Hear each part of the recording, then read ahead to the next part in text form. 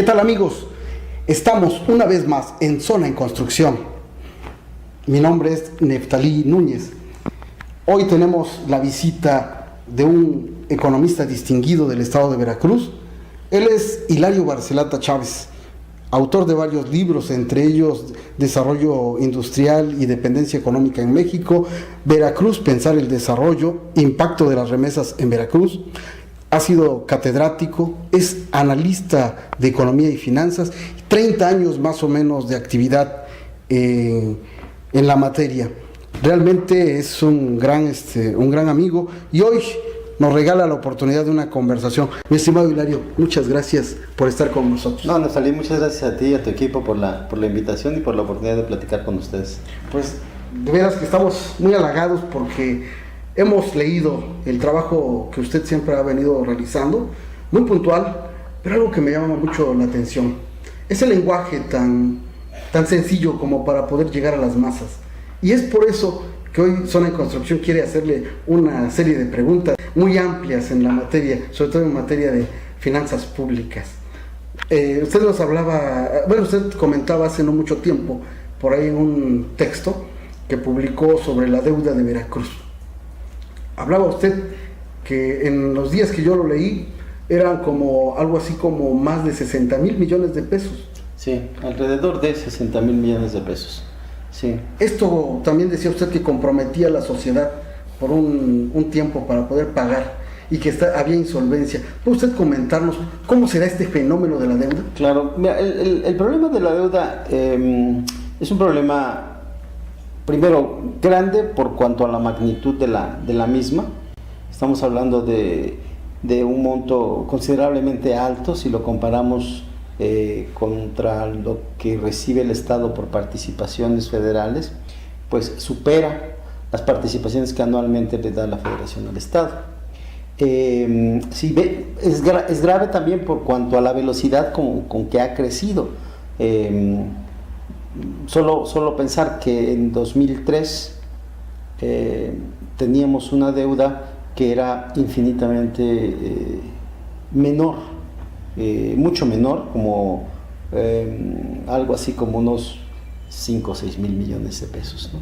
Que luego se redujo, durante el gobierno de Fidel Herrera se llegó a reducir y prácticamente quedar en cero, en el 2006 más o menos. ¿Qué hizo el crecimiento de esta deuda? ¿Por qué? Pues hay varios factores. El argumento es que el Estado no estaba recibiendo suficientes recursos por parte de la Federación. Desde mi punto de vista esto no es así, y más bien es que se hizo un manejo inadecuado de las finanzas públicas. Me parece que se destinaron recursos para múltiples fines que todavía no están suficientemente claros. Y el dinero se fue acabando, evidentemente. Y en la medida que se iba acabando, pues hubo necesidad de ir contratando deuda. Bajo el principio de que si se adelanta la recepción de los recursos para hacer obras, pues esto es benéfico para el desarrollo, se empezó a contratar recursos para ese fin. Evidentemente que endeudarse pues no es malo, o sea, una empresa, una persona se endeuda para comprar una casa, para comprar un automóvil, una empresa se endeuda para realizar una expansión en sus proyectos. El gobierno también se puede endeudar y eso no debería de ser un problema. El problema es para qué se usan los recursos. Y el gran problema es que no se han utilizado para inversiones productivas, como señala la ley. No sé exactamente, porque no hay una transparencia para poder identificar a dónde va cada peso. Pero lo que sí ha podido arrojar las investigaciones que hemos hecho, investigaciones académicas, económicas, es que los recursos no se utilizaron para impulsar el desarrollo, ¿no? A lo mejor se utilizaron para gasto corriente, a lo mejor se utilizaron para pagar la parte de la deuda que ya se tenía, no lo sabemos, ¿no? Como el derecho se dice, suponiendo sin conceder, ¿podría visualizarse que para campañas políticas también? Bueno, podría darse el caso. A final de cuentas, se pudo haber utilizado para cualquier cosa que el gobierno del Estado tuviera oportunidad o tuviera necesidad. Yo no diría que únicamente para para eso, es decir, el propósito fundamental. Y fíjense que eso está hasta fundamentado en las teorías. Hay una teoría, por ejemplo, en teoría económica que se llama el ciclo económico político de la deuda, en donde se expresa la necesidad de los gobiernos de expandir el gasto a través de deuda cada vez que hay elecciones. Es decir, no es una novedad, es decir, la teoría lo tiene estudiado. Y esa es la razón por la cual el gasto y la deuda van creciendo cíclicamente. La pregunta ¿es ético? Por supuesto que no solo no es ético, sino que además es ilegal. O sea, los recursos públicos deben de ser orientados para inversiones productivas. La Constitución federal, la Constitución del Estado, el Código Financiero del Estado, lo señalan. Particularmente la Constitución de nuestro país señala que los estados solo pueden contratar deuda para inversiones productivas. Es decir, obra pública. Si no se destina a obra pública, ya estamos cayendo en un acto inconstitucional. ¿Para qué? Insisto, no podemos establecer para qué se utilizó. Por ejemplo, los procesos de bursatilización, que a mí me parecían buenos procesos de endeudamiento, y alguna vez lo dije públicamente, porque señalan muy estrictamente cuál es el destino de los recursos. Cuando se contrata esa deuda, ya tiene que estar establecido cuál es el destino. Y se señalaron un conjunto de obras. En una reciente investigación que hicimos en la facultad, justamente para identificar cuál era el impacto de esa deuda de la bursatilización en el desarrollo, encontramos que no está claro que el dinero se haya utilizado para eso. En los informes de gobierno no se señala nada respecto a esas obras que se dijo que se iba a realizar. Se pidió información al Orfis para saber si existía reporte alguno sobre las obras que se dijo que se iban a hacer con ese dinero, y el Orfis dijo: no tengo información. Así contestó.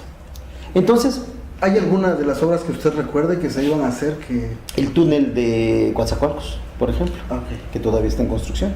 Digo, sí, no. para muestra un botón. Esa obra me parece que fue de la bursatilización de 2008, pero no lo recuerdo bien, pero es una obra que ya debería de estar terminada en términos del tiempo que tiene el proyecto, la recepción del recurso. ¿Sería años, una estela de luz veracruzana? Pues puede ser, ¿no? Digamos, porque entonces el tiempo que ha tardado esto también significa impacto. Mucho dinero, claro. Se incrementa el costo. Por supuesto, se incrementa el costo muchísimo, y a final de cuentas el impacto que se pretende obtener pues no se obtiene. Además de que la gente de allá, de aquella zona, me dice: bueno, pero es que tampoco era que necesitáramos una obra de esa magnitud para resolver los problemas que tenemos allá, ¿no? Entonces, bueno, suponiendo que las obras se requieren, el dinero no se aplicó a eso. Ahora la pregunta es: ¿en qué sí se aplicó?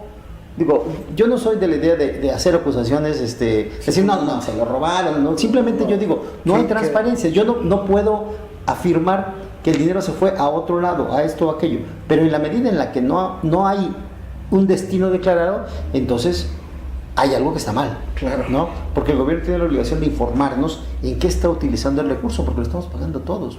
Durante 30 años vamos a estar pagando esa deuda, que nos está costando entre 600 y 1,000 millones de pesos de servicio de la deuda anuales. Eso es lo que se paga. Y son recursos que se tienen que desviar de otros propósitos, a lo mejor programas sociales o programas para impulsar el crecimiento económico, porque hay que pagar la deuda. Entonces es un monto muy grande. ¿De qué manera impacta al ciudadano común esta deuda? Primero, porque el gobierno se vea en la necesidad de cobrarnos más impuestos. Recordemos que en 2010 se había dicho que no iba a haber tenencia. Después de derogar la tenencia federal, se dijo: en Veracruz no va a haber tenencia. Pero la última bursatilización se hizo con el impuesto a la tenencia. Entonces no podíamos quedarnos sin ese impuesto. Entonces, ¿qué tuvo que hacer el gobierno? Crear un impuesto a la tenencia estatal. y entonces nos están cobrando ese impuesto. Si no hubiese habido deuda, pues a lo mejor no estaríamos pagando impuesto a la tenencia, como es el caso de Puebla, de Guanajuato, de otros estados que no lo cobran, ¿no? Ok, mi estimado Hilario, vamos a tener un pequeño corte comercial. Estamos en esta entrevista, yo creo que hay mucho que hablar. Así que, estimados amigos de Zona en Construcción, estamos en unos momentos de regreso. Estamos en la entrevista con Hilario Barcelata Chávez, economista.